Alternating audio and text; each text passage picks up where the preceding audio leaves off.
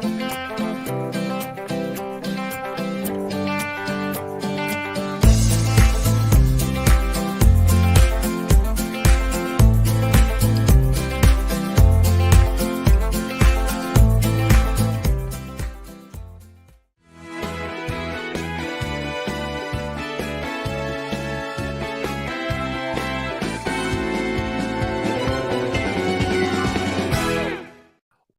into Football and Other F-Words. My name is Zach Lyons. You can follow me on Twitter at FWordsPod. He's Mike Herndon. You can follow him on Twitter at Mike Herndon NFL. And today we are joined by Cole Brown, former Assistant Director of Player Personnel and Scouting for Auburn, Player Personnel Coordinator for Michigan State, and a College Scouting Assistant for the New York Football Giants, and also a data analyst for Pro Football Focus, notorious Titans haters, Pro Football Focus. They hate everything about us.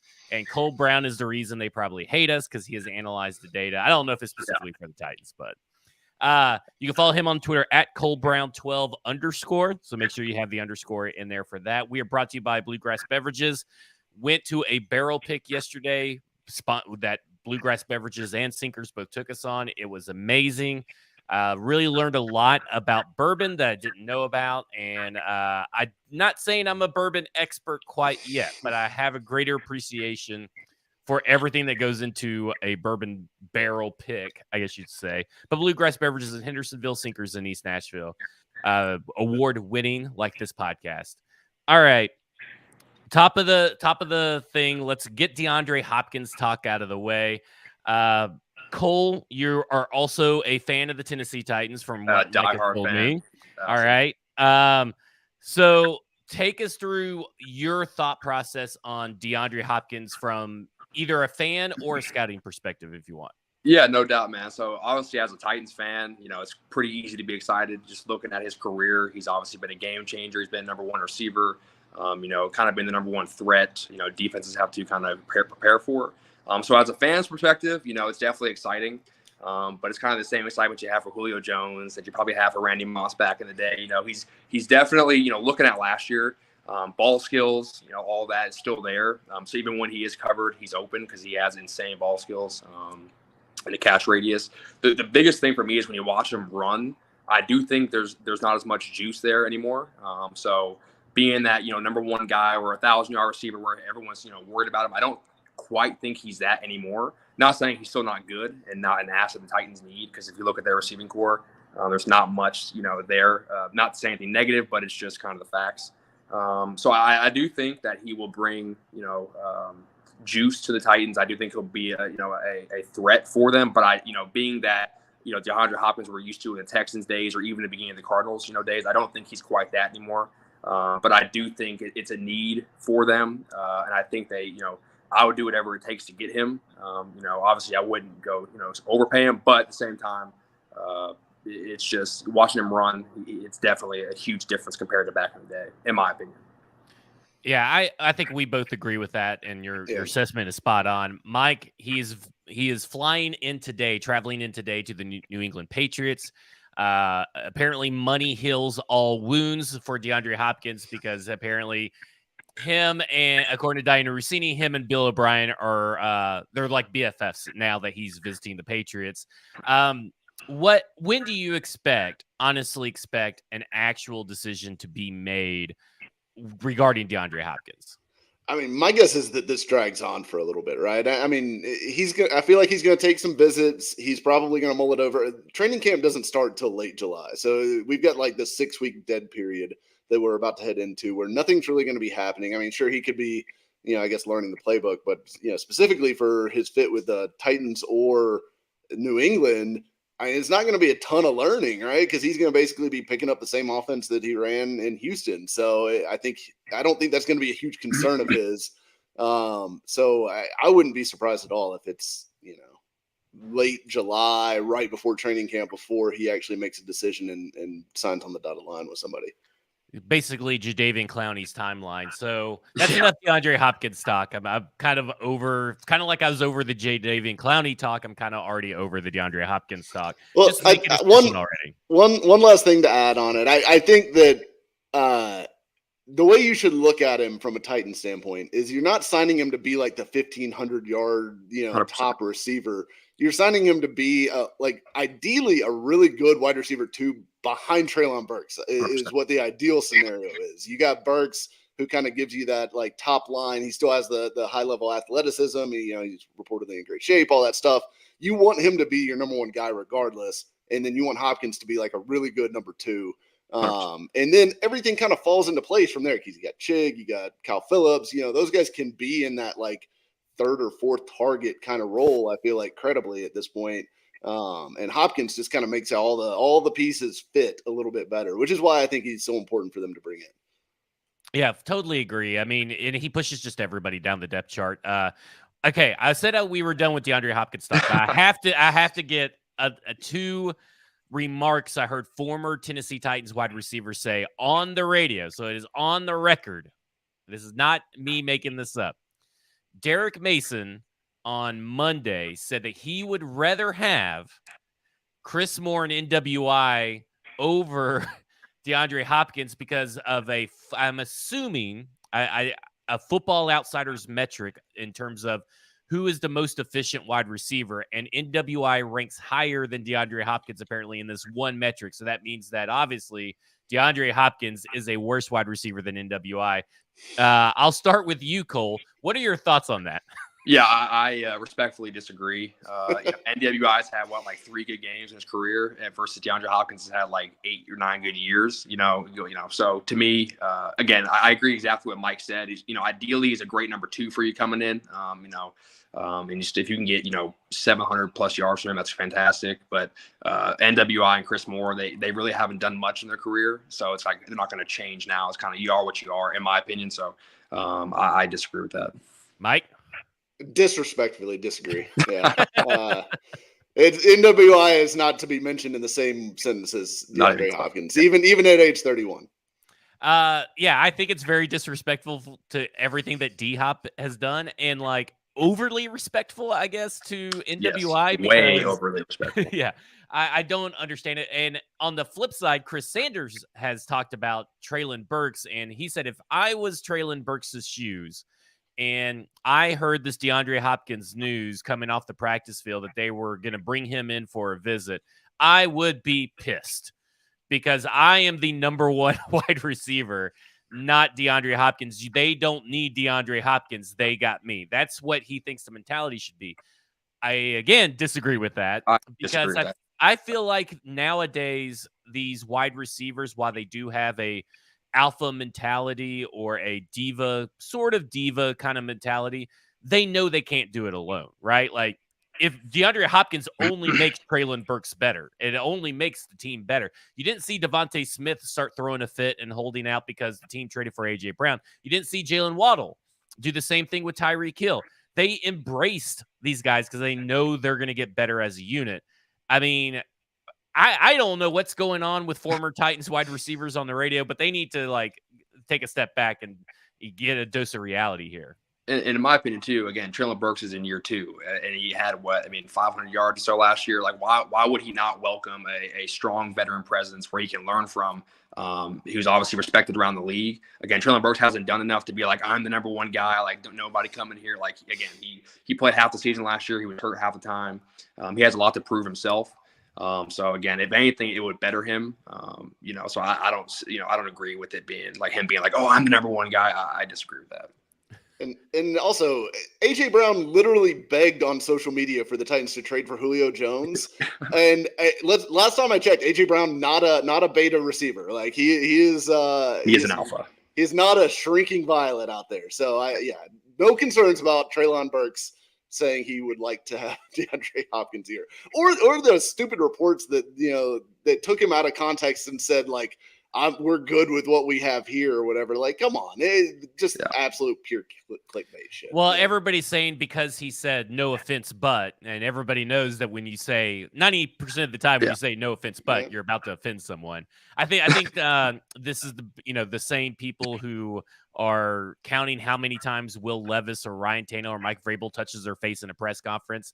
Like, at some point it's just, you have to understand that these guys are not, coached up every day in how to say and what to say. And sometimes it's just you got to take their words at face value for these players.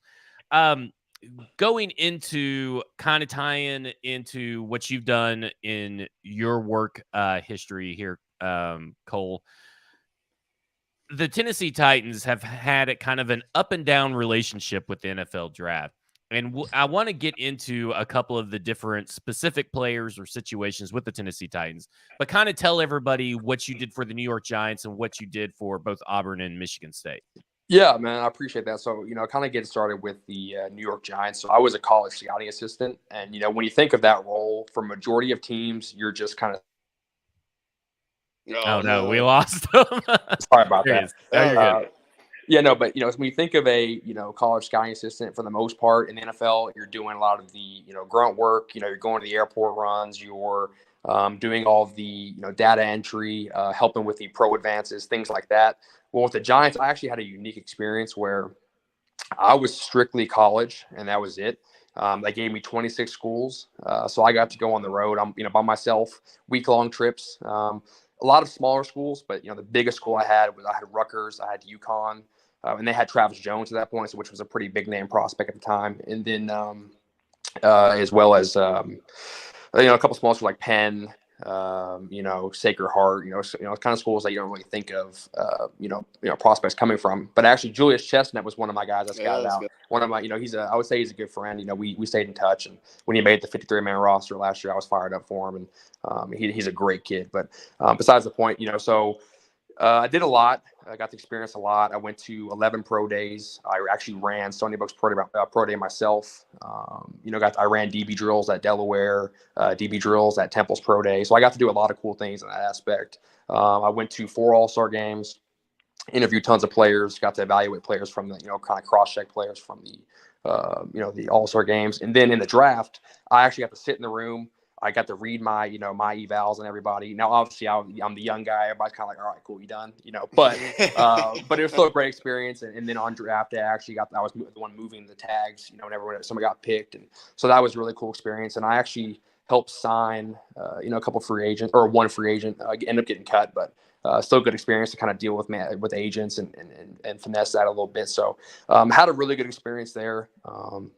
And then in the college world, it's a little different. So I was, at Michigan State, I was the defensive player personnel coordinator, which is just like a lesser title than assistant DPP, but it's the same role. They could just pay me less. It's kind of like the difference. But so I was in charge of the defense there. So in terms of all the defensive recruiting, I found all the players, would make all the game cuts, help with the defensive recruiting, and sat in with the defensive coaches to watch film, help run the defensive recruiting meetings, things like that. And then at Auburn, I was the opposite. I was on offense. So in terms of their offensive recruiting and evaluating, I kind of oversaw all of that. And it was a little bit different at Auburn because of the situation. It was kind of going into that job, I kind of knew, we were on the hot seat. So it was definitely an interesting year. Well, take us through what you can about the Auburn situation, because, as an Alabama fan, I thoroughly enjoyed it. That's not cool, man. I'm sure you did not. I'm sure you did not, but it was a dumpster fire that kept everybody on the edge of their seat, in the SEC that followed it. What is it? Because you were with the Giants, and I believe that would have still been Joe Judge as coach. So that was kind of its own interesting situation as well. And then now you go into the situation at Auburn. Are you the problem, or is bad luck following you? I am the problem, to be honest with you. No, but I'll say this, right? So at the Giants, I experienced Joe Judge and Dave Gettleman. And first off, I want to say this: shout out to Dave Gettleman. Everyone kind of dogs him, but he's a great guy. He even called me, I want to say in July, the summer, and just caught up with me and made sure I was doing good. Like, he's a great guy. He'd always, every time he'd walk by my desk, he'd always be like, "Cole, how you doing, bud?" Like, every time, so I have nothing but respect for Dave Gettleman, and he gave me a shot that, I was looking for. And but then I was also there for the few months with Brian Dable and Joe Shane. I'll say this. Brian Dable is a fantastic human being. I knew when he got hired and kind of seeing the culture change and the environment, not just with the team, but with everybody in the building. I knew that something special was going to come. and I would work for that guy anytime, any day. Like, he is a fantastic person. And Joe Shane also, he's a great guy. He'll have a lot of success, but those two together are a great match, and nothing but the most respect for both of them. Now getting on to Auburn, it's a weird situation. I came from Michigan State, in college, where recruiting is everything. Coach Tucker is the real deal when it comes to recruiting. It's 24/7, 365. Everything's centered around recruiting. I'll say this: at Auburn, I don't think recruiting, under the staff I was under, I don't think with the coaching staff it was the number one priority, just because of the situation. Like, it was pretty much, if we don't win, we're not going to be here.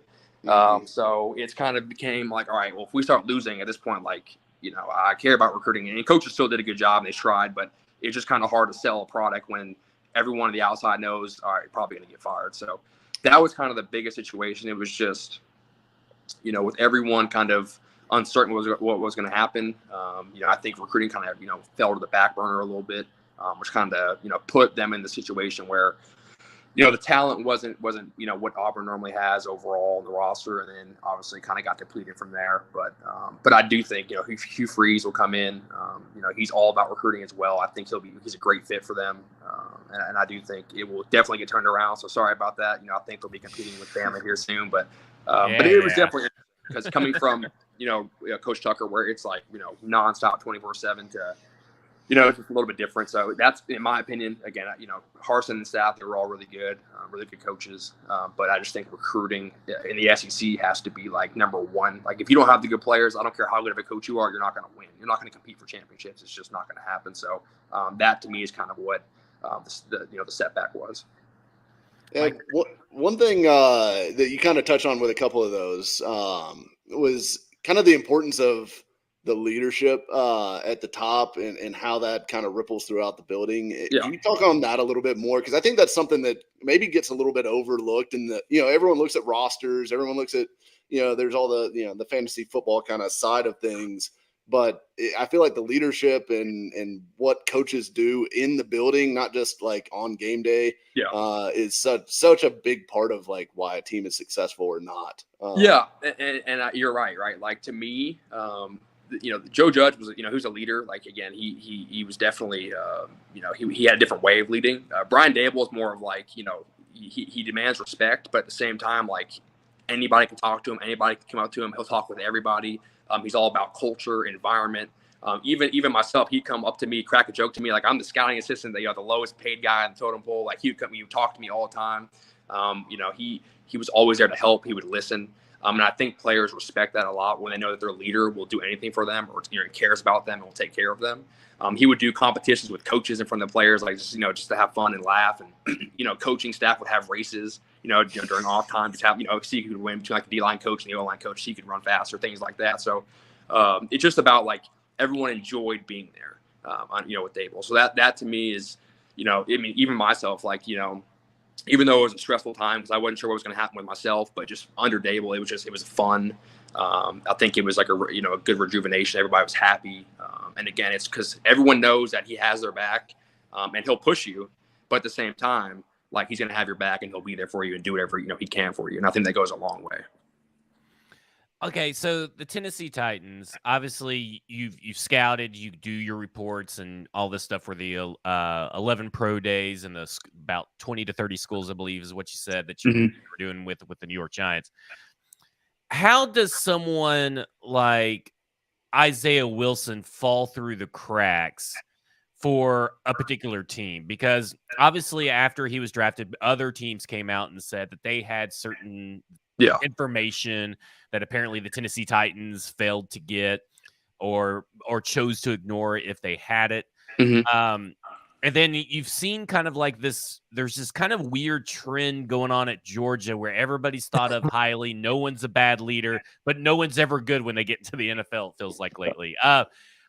What, as a scout, I guess, first off, what is that, just because they failed to do their due diligence or for that particular scout, or how does that kind of like happen? Because it's not just Tennessee Titans, obviously. Other teams have done something similar, maybe not as egregious, but something similar. Yeah, I personally, obviously I don't know the situation in terms of like if they were, receive wrong information or what it may be. I have seen or I've heard of times where, sometimes scouts can give all the information to the head coach and general manager, and sometimes they can just be like, you know what, I can out coach this or I can get them out of this, and they just think they can do it because of the talent. So that could be a reason why. I would assume if a lot of other teams knew about it, I'm sure they did as well, like the issues. But I would just, again, this is completely just assumption, but, for you to miss that badly on somebody, it'd probably be a situation where you think you can get them out of it, or you think you can, well, we'll be able to mentor them or whatever it may be, and then you fail at it, or you fail to do it. Because, there's players all the time that have the talent, but maybe, their character is bad. And everyone knows about it because everyone's told the same stuff, but it could just be a situation where you're kind of just, you'll take the chance because of the talent. I do know this though, most people think of scouts and they think of, okay, talent evaluation, right? I was told this from my boss who, was in the league for 18 years. And, what makes a great young scout or even a really good scout is the background information. Like how much information can you get? And that's built through relationships with the pro liaison or anybody on staff, right? Like if I walk up to somebody, at Georgia that I don't even know, he's going to tell me all the basic information and that's it. But if say Mike, say you knew that guy very well, he's going to tell you everything you want to know, right? Mm-hmm. So it just kind of varies on relationships. How well can you create a relationship with the pro liaison, the ball boy, the GA, whoever it may be that will give you the real information. And that to me, is what separates scouts from one another. Because at the end of the day, there's like, if I'm writing a player, so is the national scout, so is the director of player personnel, so is the, college scouting director, so is the assistant GM, so is the GM. So like at the end of the day, my eval does not matter because, the people up top make those calls. But my information I get is things that, they might not either, whether I have a connection with somebody they don't have, or I'm the one doing all the work. So that to me is the most important aspect of being a young scout, is getting that information that people can't get. And not everybody can do it. Obviously scouts are, good at their job and they do a great job. And I have a ton of respect for all the scouts that I know, but, that's kind of the only thing I could think of is like maybe they just didn't have the relationship that they needed. But again, I'm assuming, Mike Vrabel is a pretty big name. I'm assuming he knows somebody at Georgia that can tell him the truth. You know what I mean? So I would probably lean more towards like they knew the information, but they just said, hey, you know what? Like we can get this out of him. Like we can get him right. And then it didn't happen. And how do you balance, I guess, because all colleges want to promote their guys, right? Because it's good for them. When they can promote, well, we had 6 first-round 100%. picks in the last, 2 years or whatever, Mm-hmm. from a recruiting standpoint. But, so obviously they're all trying to make their guys look as good as possible. So how do you know when you're getting like the real story from a coach or whoever on staff, or you're getting the company line of, we want to make this guy sound like the next, Orlando Pace, because, it's good for us. I'll say this, it goes back to relationships, right? Like if a guy knows you and trusts you, so for example, say, me and the Georgia head coach are super close, right? If I trust him and then he tells me, there's some company line, it's a lie, like that's going to affect the future, me drafting their players in the future, which again affects them and their recruiting and their strategy of being like, oh, we have 7 first-round picks. Like it all goes back to the relationships and trust. Like it's anybody you can say that, but then if you are lying, everyone's going to find out about it and then they're not going to trust you. So, and that will affect you in the long run. So, okay. How do you balance, I guess, or get the correct information or project out injured players? Because obviously Jeffrey Simmons was injured, but he's fine. Caleb Farley was injured and he's not fine. Christian Fulton and David Long continually have injuries, even though they were, I believe, relatively healthier in college. Like, how do you walk that line as a scout in getting talent, but getting also healthy talent? Yeah, I think it's 2 things. One, when you go to schools, you talk with trainers, you talk with everybody, and you find out the information you can find out. But then also your medical team, they're a huge part of the process as well. So I think at the end of the day, it's kind of trusting what your medical team believes. If they say, because everyone will have a medical grade. So if they're a medical F, like most of the time, at least, what I've experienced, they're off the board. They're not even like a discussion. It's just kind of like, what our team, which the Giants have a super, super highly respected, staff, medical staff. Ronnie Barnes has been there forever. He's like a legend in the, staff or the training, world. But So it's really just about trusting your staff, and if they think he's okay, then that's up to you at that point. But I know, like, from my experiences, if they were receiving like a medical F, like it's off the board, not even dealing with that. So it kind of depends. It varies per training staff, really what they think is okay. And again, everyone has different opinions, right? Like same thing with evaluating. Like one doctor could say, hey, he could be fine. Another one could be like, hey, there's no chance in heck he's playing, right? So it kind of just depends on what your medical staff thinks and how willing you are to trust them. I guess, okay, so flipping over and taking off the scout hat and putting on the player personnel hat that you've dealt with, at Michigan State, at Auburn, what are you looking for to complete a team like that? Like, what is your overall directive? Are you allowed to are you given like a set of parameters and you need to find players that come into those parameters? Like, how does that go? Yeah. So from my experiences, everything I've always dealt with is you go to each individual coach that you're working with. So like say it was defense, you go to linebackers, the corners, safeties, D-line, and you're looking for what they're looking for, right? Like if they want a, big and long D lineman, right? That's what you're going to look for. If they want a, more athletic and smaller guy like an Aaron Donald, that's what you're looking for. It kind of varies per coach and then also per the coordinator, what they want to run. And then like, I know like at both actually Auburn and Michigan State, like, if there's some like disqualifiers, like if you're a receiver and you're 5'8", like it's like don't even bring him to the table. Like no matter unless he can, walk on water and do everything, it's like probably not going to be a fit for what they're looking for. So you really get told by each coach what they want, and then you try to find, the closest thing to what they want. So a guy like Jaden Reed, who's a little bit on the smaller side, yes. who I got to see, I went down to the Senior Bowl and covered the Senior Bowl night. That's my first real experience up close seeing Jaden Reed, and then I go back and watch the film, and I thought he was like the perfect example of a Tennessee Titans wide receiver. I wrote about stackinginbox.com. Like I was in love with Jaden Reed and thought that he was going to be a Tennessee Titan for sure. I wish. That kind of player who's on the smaller side, who maybe straddles the line of what you're looking for, what pushed him over the edge in your mind to make a Michigan State roster and to get recruited by them?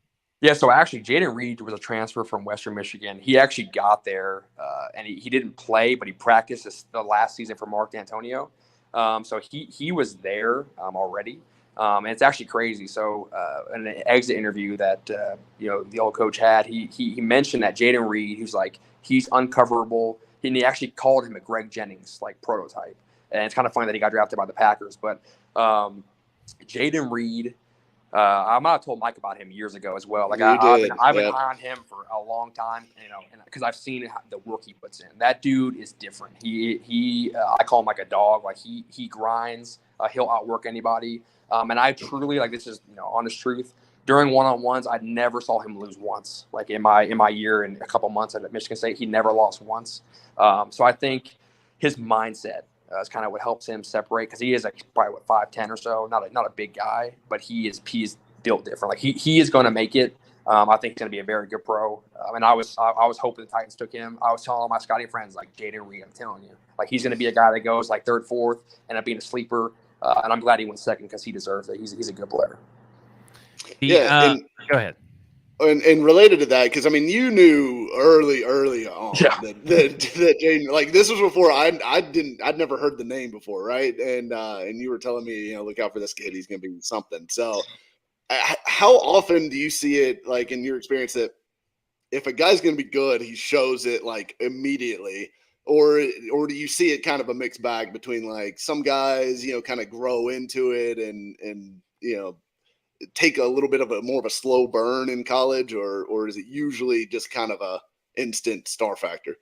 I think it varies. Like with Jaden, his mindset and his work ethic kind of helped him, kind of get to where he was. But there's also guys that, that bloom on confidence. They have to just go out there and do it. And then once they kind of do it, they're like, all right, I can do this now. Let's go. Right. So I think it varies. But with Jaden and, to me, it was from day one when I met him, and I was like, this guy's a stud. This is like your number one guy you want right here. Like, let's, in terms of a leader, everything about the guy, he is all around like stud. And I'm pumped for him. And, I hope that he, ends up being like their guy, down the line, because he is a very, very talented player.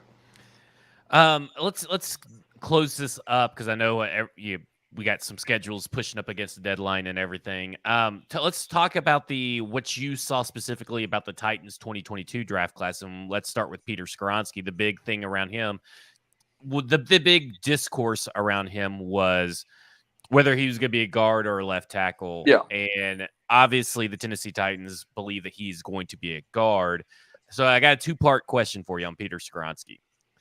Do you think, from what you learned at your time with the New York Giants, does arm size or length matter? And is guard at pick number 11, if that's what he ends up being, even though he may be an all-pro or Pro Bowler or whatever, is that good value in the draft room? Yeah, I 100% believe that arm length matters for tackles. Now, not in college as much, but in the NFL, I do think it matters a lot. Just so you don't get reach, so you can get people off your chest. You don't, because if a defender gets in your chest, it's over. So if you have short arms, it's a lot easier for defenders to get in your chest. Now, to be honest with you, like in terms of the value, for a guard. I haven't watched enough of Peter's film to be like, oh, this guy is a Quentin Nelson type prototype to where he's worth the top 10 pick. I truly have not watched enough to make something up and be like, oh yeah, So, this is just my opinion. I believe on drafting value, not need. So that's just my philosophy and my personal belief. So, if they had him valued there, then 100%. But if it was a reach, or like we need a guard, so let's just go take a guard here. At that point, they could have probably gotten more value in that aspect. But if he ends up being a 6-time Pro Bowler selection, at the end of the day, it's worth it. And I'd rather have him than Will Levis at their pick as well. So, and I like Will Levis long term. I think he has a chance. I know there's a lot of mixed reviews on him, but and again, quarterbacks are tough. You truly don't know until they do it. I think, they need O-line help. He's probably he's a top 2, O-line prospect in the draft at the time. I know the guy that went drafted to the Cardinals from Ohio State. Yeah, Paris Johnson. Paris Johnson. I know he was up there as well. But I think if he's the way drafts work is you have your board and you're going to have. I know, Rand Carthon kept talking about the board was talking to us. Like on your board, right? You're going to have all your picks. You probably only have 15 to 17 players in the first round. It's probably all you have. And then you're never going to draft a guy that has less than a 5th round value on your board. So like even in the 7th round, the guys you're drafting, you probably have a 5th round value on your board, right? So if they're at their pick and he's their top guy at that point, like that's the best player they think is available. So go get him, right? Because again, it's their value. He's their best player on the board. So that's just what I believe in. That's how I know what I'm used to is, again, it's because there's so many times where, like even quarterbacks, like you probably have a 2nd round grade on them, but it could be the highest grade you have left. So it's like, that's the best value if you need that position. But so that's just my thoughts on that. I'm curious about I don't think Brian Harsin overlapped at all with Malik Willis at he did not. At Auburn. But did you hear anything, from talking to folks around the program or anything like that about Malik Willis that's applicable to how he projects as an NFL quarterback? Because I still think he seems to have taken a step forward in OTA so far this year. We'll see kind of how that sticks later in training camp and preseason, but I still think he's an interesting character on this team. Yeah, so personally, no, I've not heard anything about him because pretty much everyone that was there, when I was there, had been there within the last year or so they're pretty new. And I don't think any coaches were there either. Maybe Cadillac Williams was there, in 2019 or so, if Malik was there at that point, but not too much information in that aspect. Me personally, I'm not a huge fan. I think he's athletic as heck. I think he's got arm strength, but to me, accuracy that doesn't really normally ever get better. It can get better, but outside of Josh Allen, how many times has it actually gotten that much better to where it's like a significant difference? And then to me too, I don't know how well he processes. And again, I don't know how much you can improve that either. That's kind of just like, football intelligence. I don't know. It's like regular intelligence. Like you can't just train to get super, super smart. It doesn't work like that. So that to me, that's why I'm kind of like, I hope he does well because, again, I'm a Titans fan, and whether it's Will Levis or Malik, I hope one of those two are the answer. But I'm not high on Malik at all, personally. So I think Will Levis, will be better. Will Levis has his own issues with some accuracy stuff, some lower body mechanical issues. But again, you can like coach up lower body mechanics and stuff like that, which results in a lot of inaccuracies. But at least he's from what I've read and what I've heard, he's a smart, intelligent guy. So that could help a lot with processing. Going through your progressions, your reads, things like that, which I don't, you can obviously get coached it, but again, it's more instinctive. Like, do you have it or not? And that's just my opinion on that. Speaking of processing, did you guys during your time either at college or with the Giants, did you run across any of the S2 stuff, or were you involved with any of the S2 testing information that's kind of all become a huge deal this off season for whatever reason? Yeah, see, I'll be completely honest with you guys. I'm not super analytical. That's not how my brain works. So we did have a analytics team that's Ty. I think it's Siam or Siam. He's a very intelligent guy. He kind of leads the analytics department at the Giants. Great guy, and they have a great staff. Like, I'm talking about some smart people. Where I'm just sitting there like, wow, like how do you do that? You know what I mean? But so I'm sure that's been used, and they know how to read all that kind of stuff and what goes into that. But for me, I had nothing to do with that at all, and I'm glad, because I would have been lost. A guy that has been in the draft room before, so you probably have seen some debates on players and stuff like that, but you are also an admitted value to big board. You're basically roll the dice, play the board kind of philosophy, if you will. You're sitting in the third round in the Titans draft room, and they're debating Tyjae Spears versus whatever wide receiver may be left. Let's say Tyler Scott. Yeah. I mean, if Tyjae Spears is that high, do you roll the dice and play the board, or as a scout, do you think there was a scout in there or someone in there pounding the table for a wide receiver? It's weird, right? So, in my one experience in the draft, it was pretty, methodical, thought out. Like, Joe Shane did a great job of working with the coaches and the personnel staff, where we went in there and we pretty much had an idea of, either the player or the players that we wanted if they were available. So it wasn't like it was like, well, here's 5 players, who do you want? It was a pretty thought out process of like, here's who we think is going to be there. If he's here, it's who we're going to take him. If not, we'll go with this option. So it was he was pretty, certain on who he wanted. So that guy was there, we're taking him. My thought process, and I was telling a couple of my buddies as well about this with the Titans, with the selection of, no receivers until, the 7th round. They must have not had anyone even close, on their board compared to where they had, Spears at, in my opinion. Like, obviously I know the medical concern, but they must have had him so high to where it's like, all right, this guy, like at this value, we got to go, take a chance on him, versus, the receivers could have been like in later round picks where they can get him later on if they were still there, right? Like, you don't want to, if you're in 3rd round and your highest receivers in the 5th round grade, you don't want to just go take a receiver because you need one, versus the guy you have like a 2nd round grade on, and he's sitting right there, and if he hits, it's way bigger, right?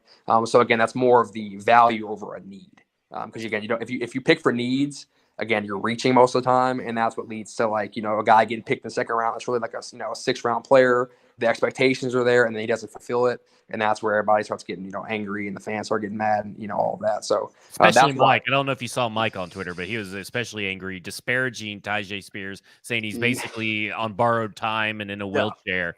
Just terrible, terrible tweets by him. I totally get it. I was pretty, definitely, with the picks, the first 2 rounds, like, because again, all 3 can be good players, but again, I don't know enough about, all the picks. I don't, do as much of a deep dive as you guys did, but so I definitely understand, like, receiver being a huge need. You're like, oh, like, come on, like, receiver, we need it. And then when you don't get it, it's easy to be like let down and frustrated.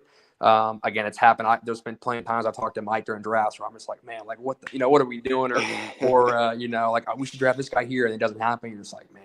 I think the only draft where I was fired up was when AJ Brown, that whole draft with Jeffrey Simmons, AJ Brown, like that was no complaints. It was a fantastic draft, probably the best draft of John Robinson's, tenure. But again, it's, no one knows what the board looks like. And again, you don't want to reach. And I agree with Rand. I think what he said was spot on, like letting the board talk, like play it out how they spent all the work, they did all the time, making their rankings and things like that. So why do all that work just to completely just like, go away from it because you need a receiver, right? So I think it's definitely you got to let it play out and see what happens. Yeah, one thing I'm interested in is from a scouting standpoint. I know NFL team boards are often very, very, very different from Yeah. like what the consensus ends up being, and the media does a bad job of eventually Hyping people up. the consensus all comes down together. Like if Mel Kiper's real high on one guy, like eventually it all kind of feels like they get to the same spot, right? So there's been some examples over the years where the Titans have taken guys that have been just kind of like out of nowhere. It feels like Kevin Byard was a good example of that, where they kind of like they go for him in the third round, and a lot of people didn't have him until like a fifth or sixth round kind of guy.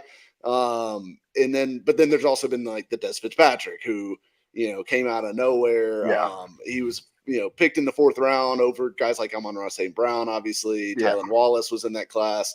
And then I think Chris Jackson's another example. Colton Dowell this year, a little bit of a. I mean, you can't really reach in the seventh round because you're just taking whoever at that point. But guys that like the media had off their board completely, or you just didn't even hear their name discussed at all, and then the team jumps up and drafts them much higher than expected.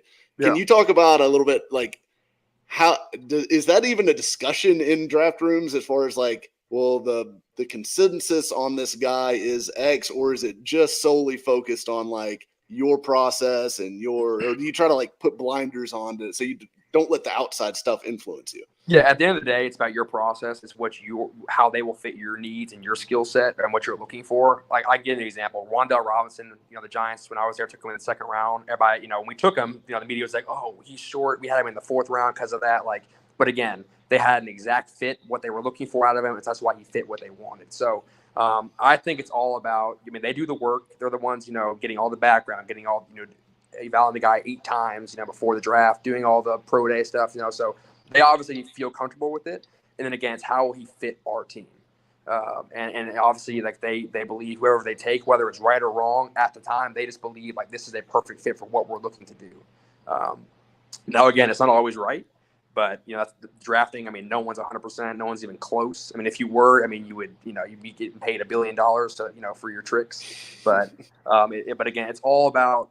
How will this person fit our team? How will we use him? Like Gabe Davis with the Bills, right? Like they had an exact role, how they wanted to use him. And that's why he is how good he is, because they had a plan and they, went through with it, and it's working out well for Gabe Davis. It might not have been the same situation if he went somewhere else, right? So it's all about how will he fit and how will he be used by that team.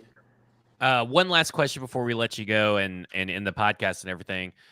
Is there a thing at PFF called a Titans tax where they just automatically deduct whatever point grading system that they have came up with? 10 points, they deduct 10 points automatically if you're a Tennessee Titan. Like, is it true they start off at -10 while everybody else starts at 0? I'll say this. I'll take some of the blame on that. When I worked there full time in 2019, I was actually in the Cincinnati office. So I was sitting there with Zach Robinson, with Steve Palazzolo, Mike Renner, Sam Monson, all those guys. And that was probably my peak, diehard fanness of being a Titans fan. And every day, I was trying to sell them a Mariota every day about how he's going to be, he's going to be great. He's going to work out. So I definitely take some of the blame for that, for, wearing them out with that aspect. But, I'll say this. From working there, and I was a part of the grading team when I was there, I know how it works. It definitely, there's no opinion at all involved in it. It's just truly, black and white. It's like, this guy missed a block, this guy didn't. Like, it's pretty, simple in that aspect. Every player, you don't get graded on every play. It's just a point of attack. So if it's a receiver and a DB, it's only when he's throwing the ball, right? So if he's great 90% of the time in coverage, but the 5 times, he got targeted, he gave up the passes. At that point, the grade looks bad because it's 5 negative plays, and they don't count all the plays that he was locked down. Right now, they do have a new process that helps kind of with that, and they grade every single snap. But again, that's not done until later on in the week, each week, right? So, and it's not even integrated into college yet. It's just the NFL. So there's still a way to go with some of the grades, but again, it's not an opinion thing. It's not like a scouting thing. Like, they're not actually scouting the players and being like, it's just truly like this is what he was. This is what he did. Like, he missed the block.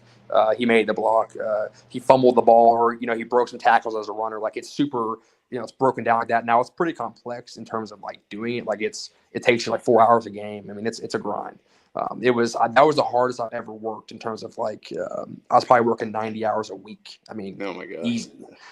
It was a grind, but again, there's no, like, I couldn't go, grade a Titans game and then be like, okay, well, I love the Titans, so every player gets a 90 grade. Like, that's not how it works. And it also gets double checked a couple times. So there's a lot of processes that go through with it. But I will take the blame for annoying them, enough about the Titans. And dying on the hill for Marcus was not the correct move. I died. I was. Because I personally, so my dad coached for the Titans from 2012 to 15. So I was there when they drafted him and witnessed pretty much like the worst years ever of the Titans, pretty much. Yeah. It was a brutal 4 years. But, so I wanted him to succeed so bad because he's such a great guy. But, it just never happened. So, whatever. You win some, you lose some. Yeah, I think there is a timeline when he could have been good. But I think the injury really did sap some of his confidence. And yes. I felt like he was just gun shy after that with almost everything. And more protecting himself and wanted to make sure he was good versus I think at 2016, I believe, was that the year that he balled out and had all the stats and the Jacksonville Jaguars game I think that game right there, changed his career. Yeah. Well, that will do it for us. This has been Football and Other Efforts. This has been Cole Brown. You can follow him on Twitter at ColeBrown12, followed by an underscore. You can follow Mike at paulkarski.com, get all of his written work there. And you can follow him on Twitter at Mike Herndon NFL. My name is Zach Lydes. You can follow me on Twitter at FWordsPod, and you can go and find all my written work at stackingtheinbox.com. Easy for me to do this outro today. For whatever reason, I am fumbling over words. I would blame it on the whiskey trip. It probably is a little bit of a 100%. hangover from the whiskey trip. It's coming back today, even though I drank a lot of water yesterday when I got home. I ate some food. I slept really well. And I am still it's still lingering in my head. I have maybe some whiskey brain going on right now. It happens. It happens. It happens. Thank you for joining us, Cole. But this has been Football and Other F Words, and you have just been effed.